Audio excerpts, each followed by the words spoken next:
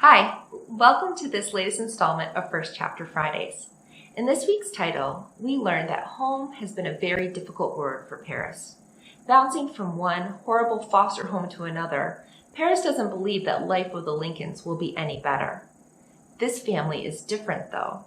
Through love and inclusion, the Lincolns begin to earn Paris's trust as well as a place in her heart.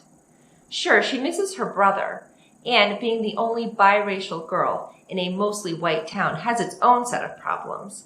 But just when Paris feels like she's finally found a place to call home, she will be asked to make a difficult choice about where it is she truly belongs.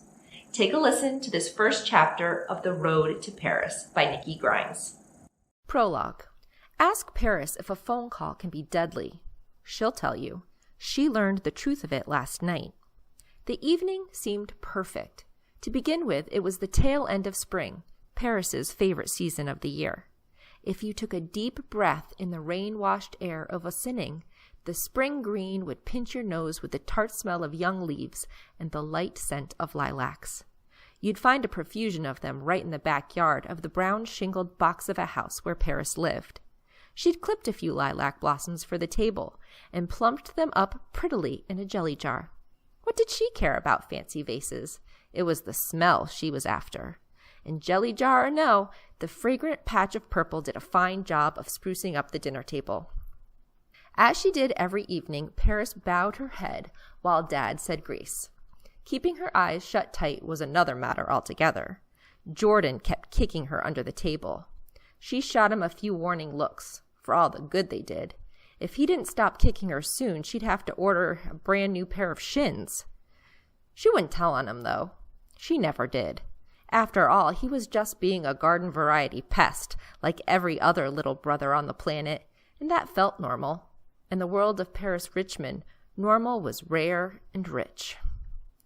"Amen," said Dad in his rumbling bass. Mom piled spaghetti and meatballs on the first plate and sent it down the table. "Oh, Paris, could you get the garlic bread out of the oven? I forgot it." Paris hopped up from the table and grabbed the oven mitts. She'd forgotten the last time and still had the burn marks to prove it. She placed the foil bundle in a basket, peeled back the edges, and leaned down so the buttery steam could warm her face. "Today," snapped David, just to bug her. She whirled around and stuck her tongue out at him when Mom wasn't looking, then passed the basket to Dad, who was clear at the other end of the table from David. "So there." Paris settled back into her chair, grabbed her fork, and put it to work climbing the mountain of spaghetti on her plate. That was when the telephone rang. Mom rose to answer it. "Paris, it's for you." Paris took a bite of bread, then went to the phone, licking garlic butter from her fingers. "Hello?" "Hi, sweetie," said a familiar voice. "It's me." Paris held her breath. Time always stopped when her birth mother was on the other end of the line. Why is she calling me? What does she want this time? Paris listened. Viola, her twice-divorced mother, had recently remarried. She wanted to give this family thing another go. "Paris," she said, "I want you and your brother Malcolm to come home." No, thought Paris, dropping the phone as if it were too hot to handle. Not now. Paris rubbed the burn mark on her palm. In her mind, she knew the pain of it was nothing more than a memory. So why did it feel real again? And where had her perfect evening disappeared to? Paris slid to the floor, leaning her full weight against the kitchen cabinet. The phone cord swung out from the wall and sent the handset banging loudly against the door jamb. "Hello? Hello? Are you still there?" said the tinny voice on the phone. "Paris, what's the matter?" asked Dad. "Oh, Lord, what did that woman say to her? James, help her up," Mom said to Dad. "Hey, sis, stop fooling around and get up," said Jordan. "Yeah," said David. Paris looked over at her foster family. They were all speaking at once. She could tell because she saw their mouths moving, but for some reason her ears weren't working. Paris hadn't heard a thing. Chapter 1. Running Away. The trouble with running away is you know what you're leaving behind, but not what's waiting up ahead.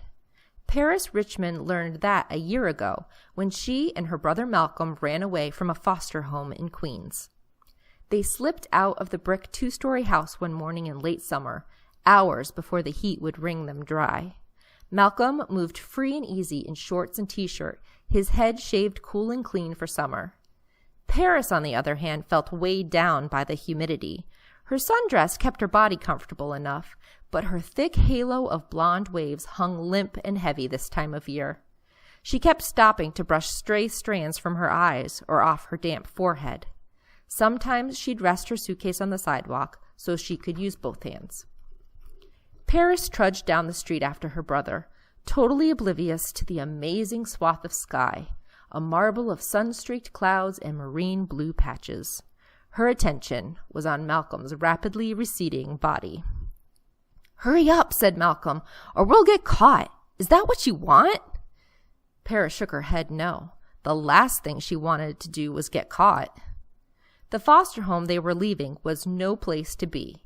The mother, Mrs. Boone, slapped Paris around every time her real daughter did something that called for punishment. You'd think she was playing some freak game of tag, and every single time, Paris was it. The woman never tried beating on Malcolm, though. But then, why chase down a 10-year-old who'd sink his teeth into you if he got half the chance, when you've got a quiet, acquiescent 8-year-old to kick around? Just last week, Mrs. Boone had grabbed Paris and dragged her off to the bedroom, a strap dangling from her free hand. Malcolm followed close behind. "What are you doing?" he asked. "Stay out of this, Malcolm," warned Mrs. Boone. "You leave Paris alone," he screamed. "She didn't do anything." But the woman turned a deaf ear, locking the bedroom door behind her. Malcolm banged his fists on the door. "You better not hurt my sister," he yelled. Malcolm couldn't yell loudly enough to cover his sister's cries, but that never stopped him from trying. After each beating, the daughter, Lisa, would swear she had no clue how her mama got the mistaken notion that Paris was the one who'd smashed a favorite vase or stained the kitchen tablecloth or whatever. "My name is Paris, not stupid," Paris would say to herself. And the last time Lisa made up a story, Paris called her a liar to her face. Lisa was shocked. Paris was rather surprised herself. Malcolm was usually the one who did all the talking. Generally, Paris kept her thoughts to herself. She didn't want to give Mrs. Boone any excuse to lock her up in the closet again, like she'd done every day the first month Malcolm and Paris were there.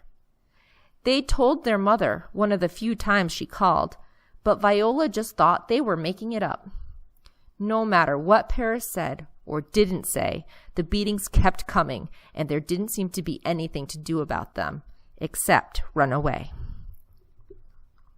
Early that morning, Malcolm snuck into Mrs. Boone's purse and grabbed enough cash for the train and bus. He and Paris tiptoed out of the house while the Boones were enjoying their Saturday morning sleep-in. The streets were empty at that hour, except for a drunk huddled in a vestibule, and he didn't pay much attention to a couple of kids passing by. Paris told her legs and feet to get a move on, and they did.